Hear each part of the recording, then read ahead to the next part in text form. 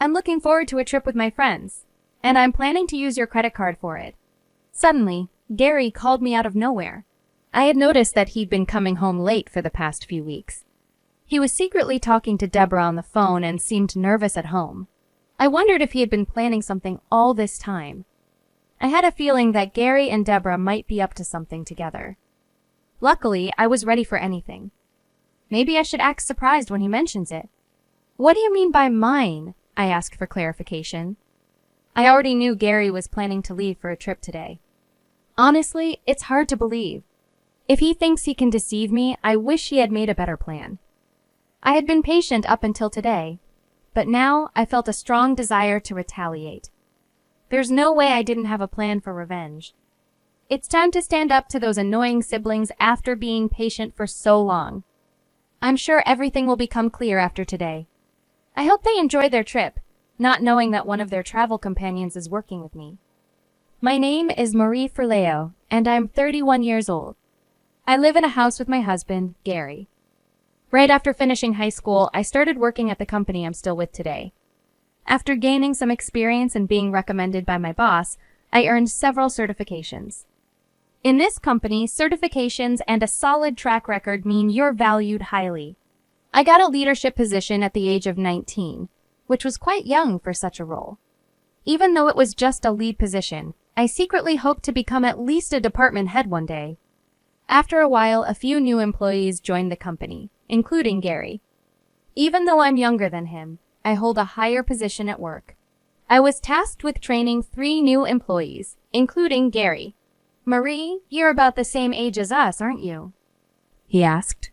And you're already a supervisor. That's impressive. Yes, I'm probably a year younger or so, I replied. I've been working here since I left high school, so I've gathered quite a bit of experience. Gary often praised my early career planning, which was flattering. Eventually, he began showing interest in me, and although I was hesitant at first, I found myself falling for him. Our relationship developed in a typical fashion, enjoying dinners out and drives until we decided to move in together. Living with Gary, I noticed his untidy habits, but thought it was his way of being comfortable around me, so I didn't fuss over it. After some time, Gary proposed, and I accepted. We then started to plan our future together. Gary suggested, I'd like you to quit your job and stay at home. I'll work, and you can take care of the house. We should also start thinking about having kids soon, and I'm eager to buy a house and plan our wedding. How about we go for wedding house, then kid? What do you think? Gary, your plan sounds nice, and I'm not too concerned about the order, but we need to think about our finances, I responded. I don't intend to leave my job, even with kids in the picture. We should be flexible. Buying a house might put a strain on our budget. I understand, he said, but it bothers me that you earn more. I was hoping we could get a house right after the wedding. That might be difficult, given our financial situation. Let's focus on managing the wedding and house for now and consider children later. We'll decide on my job then. All right, let's do that, Gary agreed. Inwardly, I didn't want to quit my job, but I felt I had to propose this compromise to keep the peace. At our engagement party, I met Gary's family, but his sister Deborah was away and only attended the wedding. She barged into the bride and groom's room, looked me over, smirked, and remarked, So, Gary chose you. A bit plain compared to his exes, huh? I'm Deborah, your sister-in-law. I'm someone who's straightforward with family, so just a heads up. I'm Marie. Nice to meet you, I said, introducing myself. Deborah gave a casual wave and exited the room, leaving me quite surprised by her blunt demeanor. It was clear from the start that my sister-in-law was a character all her own. Later, I met Deborah's husband, who seemed like a genuinely nice person. The wedding ceremony went smoothly, and Gary and I eventually purchased a house we both loved. With life getting busier, I dedicated more effort to my job. One day when I was busy, the doorbell rang. Gary went to answer it and returned, laughing and chatting with Deborah, who had decided to visit unexpectedly. Hey there, Marie. Gary's doing pretty well, huh? Owning such a big house. That's good for him, being my little brother and all. I've been working hard, Deborah remarked, making herself comfortable. Marie, do we have any snacks or something? My sister's here, so let's be quick, Gary urged, his tone off-putting. I sensed a change in Gary's attitude. He seemed to puff himself up in front of his sister, likely implying he was solely responsible for buying our house. Although I contributed to the down payment and mortgage, Gary insisted on having the house titled in his name. At the time, it seemed inconsequential whose name was on the deed, but his portrayal of the situation to Deborah bothered me. Nevertheless, I chose to keep the peace and not stir up trouble. Here are some snacks. Gary really puts in a lot of effort, you know, I mentioned. Why does Marie sound so authoritative? She's not the boss or anything, Deborah commented. Well, actually, I am Gary's supervisor at work, I corrected her. Oh, is that so? I might not have mentioned that. Marie was already a manager when I started. She's been working since she dropped out of high school, so it makes sense, Gary chimed in, somewhat dismissively. Wait, you dropped out of high school? You seem so dedicated, yet you're less accomplished than me, Deborah provocatively said. Is there an issue with me dropping out of high school? I asked. Not really, but Marie, since you didn't graduate from high school and I'm your sister-in-law, I guess I can ask you for anything, right? Deborah suggested, misinterpreting the dynamics. That's true, Gary agreed, emboldening Deborah's stance. Marie, whatever my sister says goes. If you don't agree, I'll have to ask you to leave the house, Gary threatened, escalating the situation unnecessarily. The conversation with my sister-in-law and her brother left me baffled. Why would Deborah think she could demand anything from me just because I didn't finish high school and she's related by marriage? And the threat of being kicked out over it sounded absurd. Was this some kind of joke? I managed a polite smile and made my escape to the kitchen, but I could still catch Gary's voice, indicating they were serious about their strange assertion. Soon after, Deborah followed me into the kitchen with a request. Hey, Marie? I need a favor. Can I borrow about $5,000? That's quite a bit of money. What do you need it for? I asked, surprised by the boldness of her request. It's just $5,000. You have a good job, right? I need it to finish paying off some renovation costs, she replied, as if it wasn't a significant amount. But didn't you just show off your new condo? I questioned. Deborah brushed off my query and insisted, saying Gary had agreed to lend her the money and directed her to me. Why would Gary promise something like that without discussing it with me first? I wondered aloud. Deborah then threatened to mess with my job unless I complied. Fine. I'll lend you the money, but we're making a promissory note for it. And bring an ID with a photo when you come to get the cash, I stipulated, wanting to ensure I had a written agreement. Deborah begrudgingly agreed, showing up the next day with the required identification. Despite her complaints, I knew having a promissory note was crucial. This whole ordeal was eye-opening regarding how much Gary was influenced by Deborah. It seemed like standing up to her wouldn't have made any difference. Later, I discovered Deborah spent the borrowed money on luxury items. After the initial loan, she became more brazen, borrowing up to $12,000 in total. Each time, I insisted on a promissory note. Just when the situation seemed to spiral, I was called into the boss's office. Not for a reprimand, but for a surprise promotion from supervisor to manager. I was absolutely thrilled. Rushing home to share my big news with Gary, who had taken the day off, I burst through the door. I'm home. Gary, guess what? Welcome back, Marie. You look really happy. What's up? He greeted me. I just had a meeting with my boss, and you won't believe it. He offered me the position of department manager. I've always dreamed of climbing up to head manager, so this step is huge for me. Wait, what? You're getting promoted? Gary's confusion was palpable. Did you accept? Of course I did. Haven't I mentioned my ambitions to you before? His reaction took me by surprise. You think I should have asked for your permission? But you know, I've always wanted to keep my career. And as for not being promoted yourself, that's something for you to address. Shortly after, Gary made a call, presumably to his sister, because she showed up not long after. So, you think you can just snatch Gary's chance at a promotion? She accused. I haven't snatched anything. Promotions at our workplace are merit-based, I explained. But she retorted, suggesting I was belittling Gary. Before I knew it, they had taken my bank card from my purse. Despite my attempts to stop them, I was outnumbered and could only watch as they left, laughing. Left alone, tears started to form. Regret filled me. I should have seen the warning signs. It was clear what I needed to do next. Find a reputable divorce attorney. Gary didn't come home that night. At work the next day, he approached me with a grin, bragging about their extravagant meal funded by me. Handing over the receipt, I was shocked to see a $1,500 charge from a high-end barbecue place, along with $4,000 from luxury bars. I wanted to confront him right there, but with more colleagues arriving, I bit my tongue. Heading home, I checked my bank account and was stunned to find $10,000 missing. The reality of my situation was clearer than ever. I needed to take decisive action. When I returned home, I couldn't hold back my frustration. Gary, how could you justify spending $8,000 of my savings on luxury outings?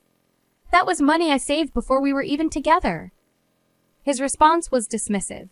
Just got home and you're already on my case. That money? Not sure what you're talking about, and it's too late now. It's already spent. With that, he escaped to the bathroom, leaving me fuming and more resolved than ever to end our marriage. I sought legal advice over the weekend, and in the weeks that followed, I started the divorce proceedings. Gary's behavior didn't change. He kept coming home late and rushed out whenever he had a day off. Just as I considered hiring a detective, I received a call from Scott, Deborah's husband. "Hi, is this Marie?" he asked. "Yes, this is she. It's unusual to hear from you, Scott. I was wondering, is Deborah there?" "No, she's not." "Why do you ask?" "She's been returning late and leaving early on weekends, claiming she's at Gary's." "I was just checking." "That's odd. Gary's been acting similarly." "Honestly, I stopped caring about what they do," I confessed, feeling detached from the situation. Scott seemed concerned. "I've had enough too. I've thought about divorce, but haven't been able to go through with it." I shared my story with Scott about the money I lent Deborah and everything else. He expressed sympathy and mentioned he was close to his breaking point with Deborah. "Scott, maybe we should use what's happened as evidence. It sounds like we're both in unfair situations. Let's take a stand against their selfish behavior," I suggested, hoping to empower both of us to act. Scott agreed, and we discussed collaborating on our respective divorces. He then mentioned something odd about Deborah urging him to take a long vacation, and I recalled seeing travel brochures and club cards in a shelf Gary was secretive about. After finding these items, it dawned on me they were likely planning a trip together.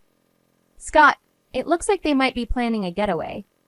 I just found travel brochures and some club cards in a place Gary told me never to look," I informed him, piecing together their probable plans. Discovering some travel brochures sparked an idea in me. I shared my plan with Scott over the phone, and he laughed, agreeing to join in. We decided to coordinate our actions via text messages and concluded our conversation. I also sent him some potential evidence that might help with his divorce, and we carefully planned our next moves. 2 weeks later, on a day pre-informed by Scott, Gary left the house early in the morning. A few hours after his departure, he called me, boasting about having a blast with his sister and friends on my account.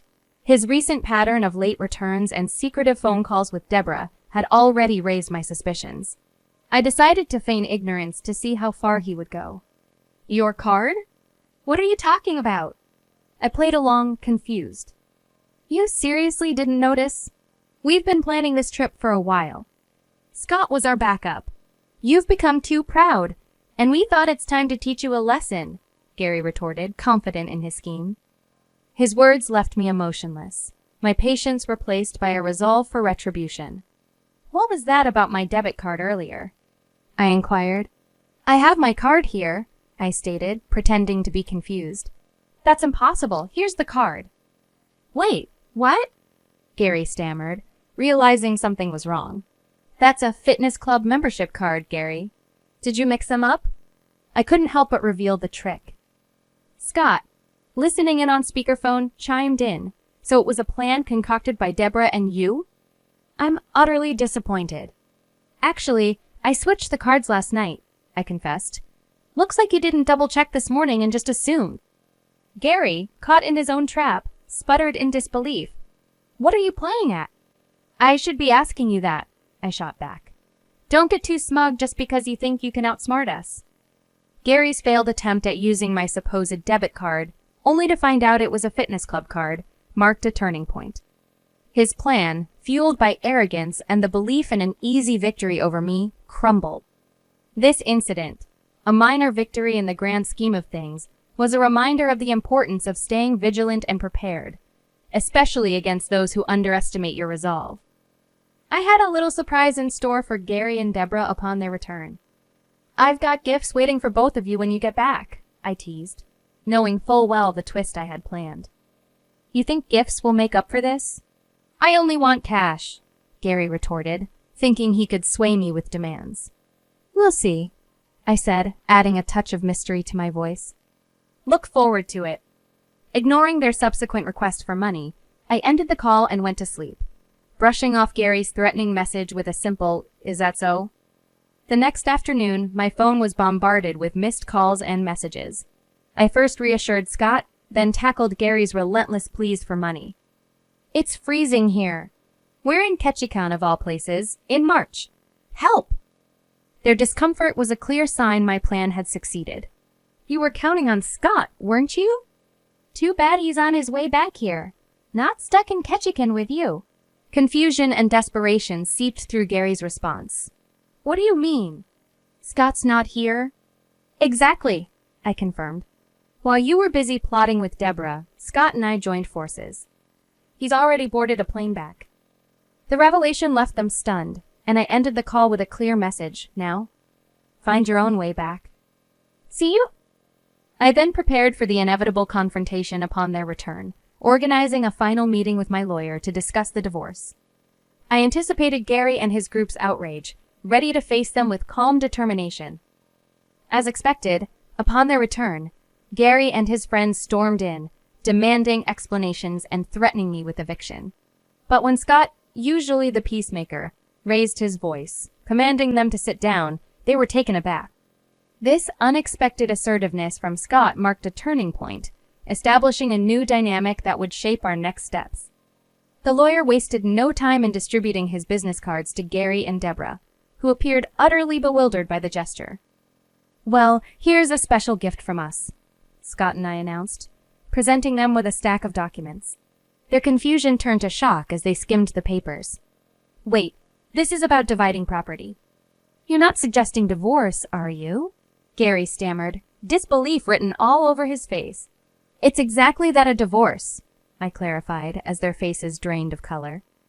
"This has to be a joke, right?" Deborah attempted a laugh, looking for support from Scott, who was already heading towards the door. "I've documented everything, including the call Gary made from their so-called vacation," Scott revealed, his tone serious. "It's beyond clear what you've done, and I cannot go on like this." Both Gary and Deborah tried to protest, but their attempts were feeble and unconvincing. "I'm entitled to half of the down payment we made on the house, the remainder of the mortgage, and the reimbursement of the savings you squandered from my single days," I stated firmly. Deborah tried to deny borrowing money or accessing my savings, but her denial crumbled when I mentioned the promissory note. Their desperate attempt to destroy evidence, Gary crushing the recorder and Deborah ripping up the document, was met with calm responses from Scott and me, explaining the futility of their actions. "Even if you destroy that recorder, the data's still safe on my computer." "And Deborah, that wasn't the original document you tore up," I said, revealing their short-sightedness. The claims we laid out were substantial. Gary was billed for $125,000, covering emotional damages, the down payment on the house, and miscellaneous expenses with an additional loan repayment due. Deborah faced a bill of $26,000, including the loan she acknowledged with a promissory note and miscellaneous expenses. Scott's claim against Deborah was even more significant, amounting to $110,000 for the distress she caused him and the reckless spending, all without touching assets like condos. As reality sank in, Gary and Deborah could do nothing but cry, realizing the severity of their situation and the consequences of their actions. This wasn't just a threat. It was a firm stance against their irresponsible and selfish behavior, marking a turning point for all of us. I suspected that Gary and Deborah might consider suing, given their history of rash decisions. But our sharp attorney had cleverly included a clause in the settlement documents essentially saying, if you try to sue, you'll definitely lose. No lawyer will take your case, and you'll only end up spending more money. Focus on repaying your debts instead.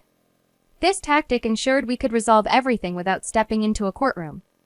After settling the matter, I collected my things and left our shared home behind.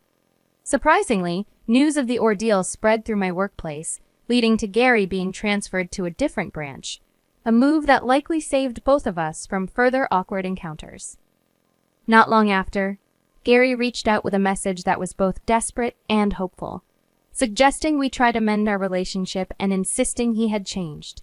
Similarly, Deborah tried to persuade me to reconsider, hinting at the possibility of living together as if that could magically resolve the deep-seated issues between us. Their pleas fell on deaf ears. I had made up my mind. Firm in my decision, I blocked them, cutting off any chance for them to sway me. Scott, who'd become a friend and confidant through this ordeal, shared that he too had received and ignored similar pleas from Deborah. One day, a drive past my old house revealed it was on the market, a clear sign that Gary and Deborah had managed to make the repayment. Since I had blocked all communication with them, their current situation remained a mystery to me. In the meantime, I moved on with my life, purchasing a condo and diving into my work, which soon paid off with a promotion to regional director, a goal I had long aspired to achieve. Scott and I began to spend more time together, discovering a surprising ease and compatibility in our interactions. Something about our dynamic just felt right, hinting at a budding relationship that was different from anything I had experienced before. Life after the divorce unfolded beautifully, affirming my decision to leave a toxic situation behind. As for what developed between Scott and me, that's a story for another chapter 1 filled with promise and new beginnings.